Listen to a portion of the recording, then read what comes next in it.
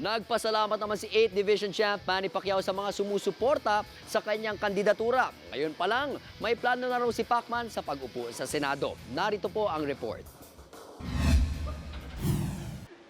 Sa exercise at paglalaro ng basketball, ginugol ni Sarangani Congressman Manny Pacquiao ang kanyang oras habang nagbabantay sa resulta ng bilangan sa kanyang bahay sa General Santos City.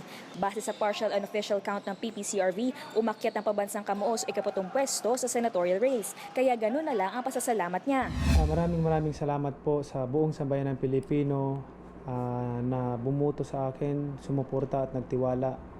Makakaasa po kayo na by God's grace, ipaglalaban ko kayo, ipaglalaban ko yung pagtiwala niyo sa akin. Pero hindi pa man tapos ang bilangan, may mga plano na raw si Pacman sa pagtungtong niya sa Senado. Una na raw dyan ang pagsasabatas ng dagdag na budget para sa sports at pag-develop sa mga atleta sa grassroots level. Sports kasi dito sa atin, yan yung image ng bansa na eh.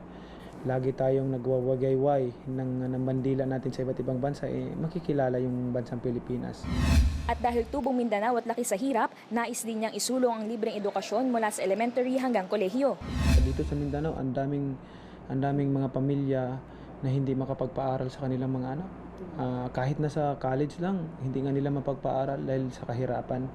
Yung pangbili lang ng pagkain, nahihirapan pa sila. So, kailangan siguro, yun ang tuunan natin pansin.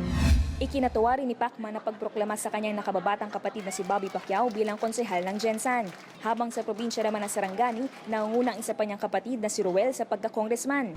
Proud ako sa kapatid ko dahil kung ano yung puso ko, yun din yung puso nila na tumulong sa mga mahihirap na tao. Naranasan namin yung pagiging mahirap. Kaya naman, taos puso kaming tumutulong. May mensahe rin si Pacquiao sa kaibigang si Mayor Rodrigo Duterte na susunod na Pangulo ng Bansa. I know Rodrigo Duterte well. Alam ko yung ano niya. Ganun lang siya magsalita pero yung puso niya din yan. Hindi naman na pagkakilala, mapagmahal din sa kapwa yan. Nananawagan din ang People's Champ sa mga kapwa-kandidato at sambayan ng Pilipino na suportahan ang mga maluluklok na lider ng bansa. Umaaksyon, Beverdera, News 5. Be sure to come back. Use 5 everywhere. Copyright 2016.